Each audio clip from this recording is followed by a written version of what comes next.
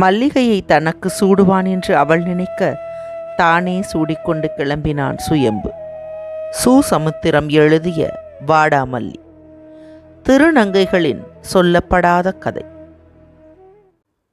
அத்தியாயம் 4. பிள்ளையார் தோட்டத்திற்கு போய் வந்ததன் அத்தாட்சியாய் தலையில் ஏறி கிடந்த ஒரு சுமை அகத்திக்கீரை கட்டை தொப்பென்று முற்றத்தில் போட்டார். தலையில் பாம்பு மாதிரி சுருட்டி வைக்கப்பட்டிருந்த துண்டை எடுத்து ஒரு மினையை பிடித்து உதறியபடியே சமையலறை திண்ணையில் உட்கார்ந்தார். பொதுவாக தோட்டத்திற்கு காலையில் போனால் அங்கேயே 2 தேங்காய் பறித்து வைத்து நிரப்பிக் கொள்பவர் மத்தியானம் சாப்பாட்டு சமயத்தில் மட்டும்தான் வருவார். ஆனால் இன்று தோட்டத்திற்கு போன வேகத்திலேயே திரும்பிவிட்டார். எதிரறை படிக்கட்டில் லுங்கியும் பனியனுமாக இருந்த சுயம்புவை நோட்டம் விட்டபடியே தட்டில் பழைய அரிசிச்சோற்றை தேங்காய் துவையலோடு பிசைந்து கொண்டிருந்த ஆறுமுகப்பாண்டியை பார்த்து கேட்டார். எடே பெரியவன், இன்னும் போகலை? நான் என்னடா சொல்லிட்டு போனேன்? தோட்டத்துலேருந்து திரும்பும்போது ஒன்று நான் இவன் கண்ணில் படப்படாது, இல்லாட்டா நான் உங்கள் கண்ணில் படமாட்டேன்னு சொன்னதை மறந்துட்டியலா?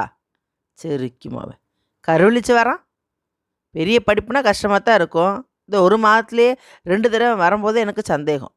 ஒவ்வொருத்தையோட மாதிரி நான் வாக்கு தவறுற வம்சங்கள் இல்லைடா. இப்போ இவன் போகிறானா இல்லை நான் போகணுமான்னு கேளு. தப்பித்தவறி ஒரு வார்த்தை வாயிலிருந்து விழுந்து விட்டாலும் அந்த ஒரு சொல்லில் நிற்கும் அப்பாவின் போக்கை அறிந்திருக்கும் ஆறுமுகப்பாண்டி பாதி சோற்றை சாப்பிடாமலே கையை கழுவினான். இதற்குள் மரகதம் ஓடி வந்து தம்பியின் தோளில் பேண்ட் சட்டையை தொங்க போட்டு அவனை தூக்கிவிட்டாள். மரகதம் தம்பியை ஆடையை மாற்றிக்கொள்வதற்காக பக்கத்து அறைக்கு தள்ளிவிட்டாள். அவனும் அக்காவின் வார்த்தைக்கு மரியாதை கொடுப்பது போல சிறிது நடந்து மீண்டும் அவள் பக்கமே வந்தான். தலையை அங்குமிங்குமாய் ஆட்டி ஓலமிட்டான். அக்காவிடம் மௌனச் சம்மதமானவன் இப்போது மீண்டும் முருங்கை மரம் ஏறப்போவது போல அபலத்தோடு பேசினான். போக மாட்டேன், காலேஜுக்கு போக மாட்டேன். எனக்கு பயமாக இருக்குது, பயத்தை தாங்க முடியல. என்னடா பயம்? பொல்லாத பயம். நம்மளை மாரி எப்படிடா பயம் வரும்? எங்கே இங்கே பாரு, அக்கா முகத்தை பார்த்து சொல்லு, எப்படி பயம் வரும்? சுயம்பு அக்கா மூலம் அனைவருக்கும் எதையோ ஒன்றை சொல்ல போனான். அதற்குள் அவன் தந்தை பிள்ளையார் திண்ணையிலிருந்து துள்ளி எழுந்து சுவரில் சாத்தப்பட்ட சாட்டை கம்பை எடுத்தார். உடனே வெள்ளையம்மா, இதுக்கு மட்டும் குறைச்சல் இல்லை, அவன் சுயமாவா பேசுனான், எல்லாம் அந்த பாலா போகிற பய சீதாலட்சுமி படுத்துகிற வேலை என்றாள். உடனே அவர் மகன் மேல் குறிவைத்த சாட்டை கம்பை மனைவிக்கு குறியாக்கியபடியே கத்தினார். எல்லாம் அந்த பொம்பளையை கொடுக்குற இடம்தான். சரிக்கு நல்ல வார்த்தை சொல்லி துரத்துறதை விட்டு தாலாட்டு போடுறாளுவ. தாலாட்டு எப்படி உருப்பிடுவான்? இப்போ சொல்கிறது தான் சொல்லு. அவனுக்கு படிக்க முடியாட்டா எந்த காட்டுக்காவது ஓடி போட்டு இங்கே வரப்படாது. நல்லா படித்து ஒவ்வொரு பரீட்சை லீவ்லையும் ராசா மாதிரி வரட்டும், நான் வேண்டாங்களே. அப்படி இல்லாமல் இப்படி வந்தால் ஒன்று இந்த வீட்டில் அவன் இருக்கணும், இல்லைன்னா நான் இருக்கணும். சீதாலட்சுமி படுத்துறாளாம், கறி வலிச்சு வந்திருக்கான். இந்த சமயத்தில் கோமளம் குறுக்கிட்டாள். 30 வயதுக்காரி, பெங்களூர் கத்திரிக்காய் மாதிரி சிறிது கரடு முரடான முகம். ஆனாலும் தென்னை இளமட்டை போன்ற அந்த நிறமும் அந்த லாவகமும் அவளுக்கு ஒரு கவர்ச்சியை கொடுத்தன. இப்போது வருங்கால தங்கையின் கணவன் என்ற உரிமையோடு அவள் சுயம்புவை அதட்டினாள். இவ்வளவு பணம் போட்டு உன்னை எதுக்காக படிக்க வைக்கும்? இந்த 3 மாதத்தில் ஹாஸ்டலுக்கே மாதம் 700 ரூபா ஆயிருக்கு. புத்தகம் பீஸுன்னு தனியாக 3000 ரூபா. உங்கள் அப்பா வீட்டில் இருக்க வேண்டிய இந்த வயசில் காட்டில் கிடக்காரு. உங்கள் அண்ணன் காலையில் வயலுக்கு போயிட்டு ராத்திரி தான் வரவர். இந்த ஊரை இன்றைக்கி தான் பகலில் பார்க்காரு. அதுவும் நீ வில்லடிக்கிறதால. நாங்கள் படுற பாட்டை நினச்சி பார்த்தா உனக்கு எப்படி படிக்க மனசு இல்லாமல் போகும்?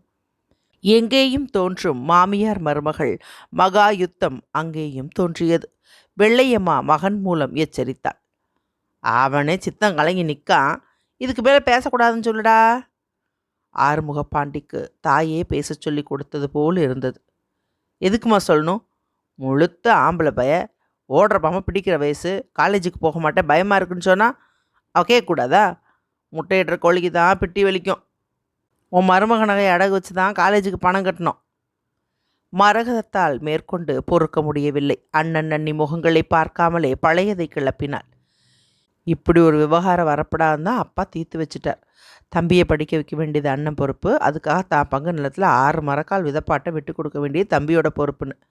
எல்லாம் மரகதம், எனக்கு அவனுக்கு இடையில நிலமா குறுக்க வரும். அப்பா சொல்லிட்டாருன்னு இவன் தந்தாலும் இந்த பங்கு நிலத்தை நான் வாங்குவேனா? நீ சும்மா கடா அம்மாளு, இது எங்கள் வீட்டு விவகாரம். அடுத்த வீட்டு போகிறவளுக்கு என்ன வந்துட்டு? எந்த வீட்டுக்கு போனாலும் இவன் என் தம்பி தான். பிள்ளையார் மகளுக்கு குரல் கொடுத்தார். வயது பெண் ஒருத்தி தனது திருமணத்தை பற்றி அது நிச்சயிக்கப்பட்ட பிறகும் மறைமுகமாக கூட பேசக்கூடாது என்று நினைப்பவர். அது என்ன எந்த வீடு? மகள் அப்படி பேசியதில் கொதித்து போய் ஆவியானார். என்னடா வாய் ரொம்ப தண்ணி இழுது? நூலை போல சேலையான், தாயை போல பிள்ளையான். தாய்க்காரி வெள்ளையம்மா புருஷனுக்கு பதிலடி கொடுக்க அதே விகிதாச்சாரத்திலான வார்த்தைகளை தேடினாள். இதற்குள் மரகதம் அடங்கிவிட்டாள். அந்த அதட்டல் குரல் தனக்கும் சேர்த்துதான் என்பதை புரிந்த கோமளவும் லேசாய் வெளிப்பட்ட நாக்கை கூட உள்ளே இழுத்து கொண்டாள். மரகதம் வாயளவில் அடங்கினாலும் மனத்தளவில் வீறிட்டாள். கடந்த 9 ஆண்டு காலத்தில் முதல் 3 மாதங்களை மட்டும் போனஸாக விட்டுவிட்டு அன்னிக்காரி சொல்லுக்கு சொல் அடுத்த வீட்டுக்கு போறவள் என்று இடித்து இடித்து சொல்கிறாள். இவள் என்னமோ இதே வீட்டில் பிறந்ததிலிருந்தே இருப்பவள் போல. 22 ஆண்டுகளாக எந்த வீட்டில் பிறந்தாளோ நடமாடுகிறாளோ அந்த வீட்டிலிருந்து ஒரு 9 வருஷக்காரி துரத்த பார்ப்பதைக் கண்டு மரகதம் மருண்டு போனாள். அந்த வீட்டிலிருந்து அந்த ஊருக்கு அது எப்படிப்பட்டதாக இருந்தாலும் போய் தொலைய வேண்டும் என்ற விரக்தி. இப்போது ஆறுமுகப்பாண்டி தம்பியை உசுப்பினான். சீக்கிரமாக சட்டையை போடுறா, இப்போ புறப்பட்டாதான் பஸ்ஸை பிடிச்சி ரயிலை பிடிச்சி சாயங்காலத்துக்குள்ளே போக முடியும்.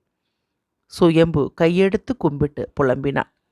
என்னால் எதுவும் செய்ய முடியலன்னு, எனக்கு காப்பாத்துன. எனக்கு படிப்பும் வேண்டாம், கிடிப்பும் வேண்டாம், வயலும் வேண்டாம், வாசலும் வேண்டாம், உன் காலடியே போதும்.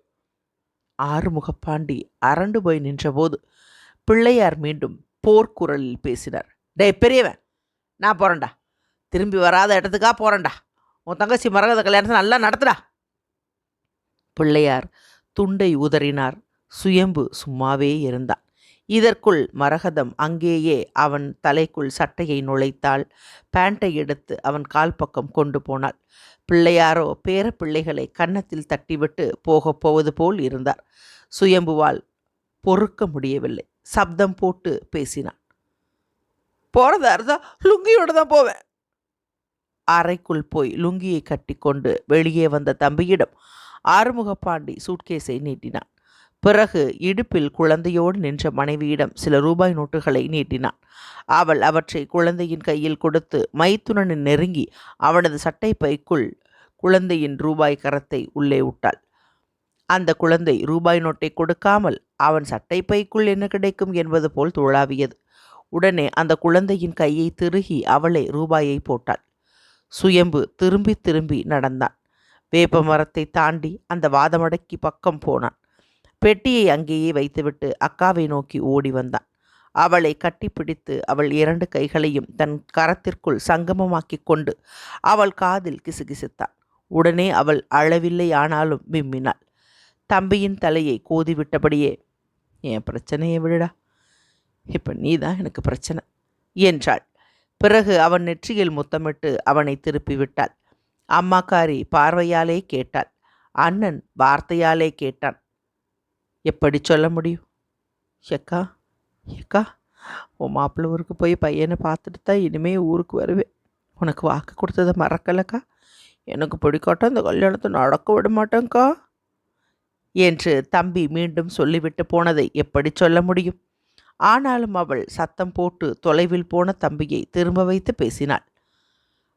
அதுக்காக சீக்கிரம் ஊருக்கு வந்துடாத, வேணும்னா லெட்ரு போடு. சுயம்பு அக்காவை மலங்க மலங்க பார்த்து கொண்டே தன் பாட்டுக்கு நடந்தான். அந்த பொது வழியில் நடந்தாலும் தான் மட்டுமே தனியாய் நடப்பது போல் நடந்தான். உடம்பை சுருட்டி சுருட்டி சுருண்டு சுருண்டு நடந்தான். குழாயடி பக்கம் தண்ணீர் பிடித்து கொண்டிருந்த பெண்கள் கிசுகிசு பேசினார்கள். என்ன வந்துட்டு எனக்கு நம்மையே பார்த்துட்டு நிற்கா பாரு, புட்டத்தையே எப்படி அசைச்சு அசைச்சு நடக்கான், கையக்காலை ஏன் டான்ஸ் ஆடுற மாதிரி கொண்டு போகிறான், இந்த பாரு இந்த மலர்குடியை காணல, அநேகமாக இவ தோட்டத்து பக்கத்தில் நிற்பா. அந்த குழையடி பெண்களை ஒன்றி போய் பார்த்த சுயம்பு மீண்டும் தன்னைத்தானே தூக்கி கொண்டு போவது போல் நடந்தான். அக்கம் பக்கத்து தேநீர் கடற்காரர்களையோ அவர்கள் குசலம் விசாரிப்பதையோ காதில் வாங்காமலேயே பலியாடு போல தன்னை யாரோ இழுத்து கொண்டு போவது போல கழுத்தை நீட்டி நீட்டி போனான். சுயம்பு அந்த கருவேல மர காட்டு பக்கம் நெருங்கிவிட்டான். முள்ளம்பன்றிகள் சிலிர்ப்பது போல் பச்சை பசேல் என்றிருந்த அந்த காடு வெள்ளை வெள்ளையாய் சில பகுதிகளில் குற்றுயிரும் குலையுயிருமாய் பாதி வெட்டப்பட்ட மரப்பிணங்களாய் கிடப்பது மட்டுமே அவன் கண்ணுக்கு தோன்றியது. பழையபடியும் வீட்டுக்கு போகலாமா என்று நினைப்பு. அப்போது அந்த காட்டின் பிதாமகன் வாட்ச்மேன் வீரபாண்டி வந்தான். வரும்போதே ஒப்பாரி போடாத குறையாக பேசிக்கொண்டே வந்தான். படித்தவன்னா ஊருக்கு பிரயோசனப்படணும். எல்லா படித்த பசங்க மாதிரி நீயும் பிரயோசனப்படலை. இந்த சமூக காடு செடியாக இருக்கும்போதே உரமும் தண்ணியும் ஊற்றுனவன் நான். அப்போ ஒரு துளி தண்ணியோ ஒரு புடி உரமும் ஊற்றாத பயலுவெல்லாம் பட்ட பவுல்லையே நான் வளர்த்த மரங்களை வெட்டுறாங்கன்னு போலீஸுக்கு போனால் அங்கே இருக்கிற இன்ஸ்பெக்டரு என்ன மாதிரி நீ எப்படா காக்கி சட்டை போடலான்னு அடிக்க வராரே தவிர எத்தனை மரத்தை எவன் வெட்டான்னு ஒரு கேள்வி இல்லை. கேட்பார் இல்லை. நான் போலீஸுக்கு போயிட்டு வந்ததுலேருந்தே எல்லாருமே கருவேல மரங்களை வெட்டுறாங்க. கண்டுச்சா நீ வெட்டேண்டான்னு சொல்கிறாங்க. ஆனாலும் என் கண்ணு முன்னாலேயே குழந்தைங்க மாதிரி கண்ணுக்கு தெரியாமலே வளர்ந்து இந்த மரங்களை வெட்ட மனசு கேட்கலை. இந்த விஷயத்தை நான் விட போகிறது இல்லை. ஒரு கலெக்டர்கிட்ட போகிறேன். ஒரு மனு எழுதி கொடு. இந்தா. சுயம்புவோ வீரபாண்டியிடம் ஒரு மனு போட்டான். மாமா எனக்கு காலேஜ் போக பிடிக்கல மாமா. வீட்டில் துரத்துறாங்க மாமா. உங்ககிட்டே என்ன வேலைக்காரனா சேர்த்துக்குங்க மாமா. வீரபாண்டி அதிர்ந்து போனான். இப்போதுதான் அவனை முழுமையாக உற்று பார்த்தான். படர்ந்த மார்பும் விரிந்த முகமும் அதற்கேற்ற கால் கைகளும் கொண்ட சுயம்பு மெல்ல மெல்ல வேற்று ஆளாக மாறிக்கொண்டிருப்பது போல தோன்றியது. ஒடுங்கி போய் நின்றவனின் முதுகை தட்டி கொடுத்துவிட்டு வீரபாண்டி கண்ணை மூடினான். கல்வியால் கிடைக்கின்ற பமாத்தையும் ஊழல் பணத்தையும் அதனால் சுயம்புவிற்கு சொந்தமாக போகும் காரையும் பங்களாவையும் கண்காட்சி வர்ணனை போல சொல்லி கொண்டிருந்தான். கண்ணை திறந்தால் அங்கே சுயம்பு இல்லை. சுயம்பு அந்த சின்ன பூந்தோட்டத்திற்கு அருகே வந்துவிட்டான். பம்ப்செட் தண்ணீர் கீழே இருந்து மேலே குதித்து பாயும் காரை சுவர் வாய்க்காலில் கால் பதித்தபடியே மலர்கொடி பூ தொடுப்பதை கண்டான். அங்கிருந்து காற்று கொண்டு வந்த பூ வாசனை அவன் மூக்கை துளைத்தது. மலர்கொடி கால்வாய் நீரை காலால் எற்றி எற்றி அடித்தபடியே வாழை நாரில் பூ தொடுத்தாள். அவன் கண்ணில் படும்படியாய் அந்த மாலையை தூக்கி காட்டினான். அவன் வருவான் என்று முன் குவிந்தும் வரமாட்டான் என்று பின் வளைந்தும் அல்லாடி கொண்டிருந்தாள். சுயம்பு அவளை நோக்கி அக்கம் பக்கம் பார்க்காமலேயே சர்வசாதாரணமாக நடந்து வந்தான்.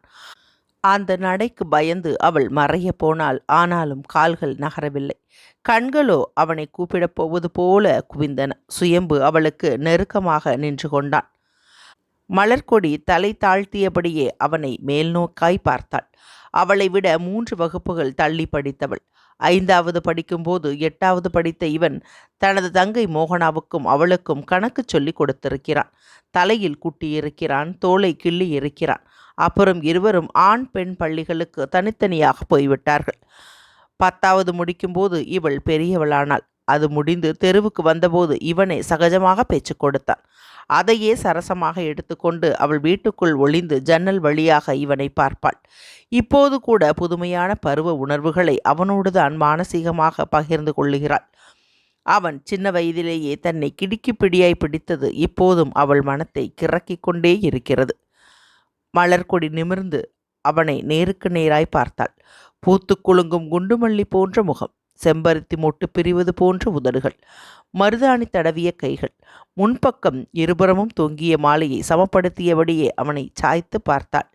அவனும் அவளது மஞ்சள் புடவையையும் அதே நிற ஜாக்கெட்டையும் உற்று பார்த்தான். பிறகு அவள் முந்தானையை பிடித்து இழுத்து, இந்த புடவை நல்லா இருக்கே என்று கேட்டுவிட்டு அதே முந்தானையால் அவளை மூடிவிட்டான். அவளுக்கு கோபம் கால்வாசியும் தாபம் முக்கால்வாசியுமாக கோபதாபம் ஏற்பட்டது. கோபத்தின் மீதே கோபப்பட்டு, என்ன மறக்க மாட்டீங்களே என்று சொல்லிவிட்டு அவன் பதிலையே ஆவலோடு எதிர்பார்த்தாள். அவனும் பேசினான். மலர் மலர், இதுக்கு மேலே பேச வராதா? ஏன் வராது? உன் கழுத்தில் தொங்குற பூவில் பாதியாவது கூட இந்தாங்க, முழுசாவே எடுத்துக்கோங்க. அப்பாடா, நான் வாழ்வதற்கு இன்னைக்கு தான் அர்த்தம் புரியுது. மலர்கொடி கழுத்தில் மாலையான பூவை எடுத்து மனத்தில் மணவாளனாய் பூத்தவனின் உள்ளங்கையில் திணித்தாள். அப்போது அவள் வலது கை பெருவிரல் அவனது இடது கை மணிக்கட்டில் உரசியது. அவள் சிலிர்த்தாள். பூ பெய்ததன் பூரணத்தை புரிந்தவள் போல் அவன் பக்கமாய் நகர்ந்தாள். அக்கம் பக்கம் பார்த்து ஆள் இல்லை என்ற மகிழ்ச்சியில் அவனை நெருக்கினாள். கண்கள் அவன் காலடியில் அலைபாய நாணப்பட்டும் நளினப்பட்டும் நின்றாள். ஆனாலும் சுயம்பு அவள் எதிர்பார்த்தது போல் அவளது தலையில் பூச்சூடவில்லை. எதுக்காக தயங்கணும் என்று முணுமுணுப்போடு அவனை ஏறிட்டு பார்த்தாள். சுயம்பு அந்த 2 முழம் பூவையும் தனது பிடரியில் சுற்றி கொண்டதை பார்த்து மலர்கொடி வயிறு குலுங்க வாய்விட்டு சிரித்தாள். எப்படி விளையாட்டு காட்டுறார்! சிறிது நேரத்தில் அவள் சிரித்த முகம் சீறு முகமாவது போல் இருந்தது. அவளை பற்றி கவலைப்படாமல் ஒரு சின்ன சிரிப்பை மட்டும் கொடுத்துவிட்டு சுயம்பு பிடரியில் கட்டிய மல்லிகை பூவை வருடிவிட்டபடியே கீழே வைத்த சூட்கேஸை தூக்கி கொண்டு நடந்தாள். அத்தியாயம் 4 நிறைவுற்றது.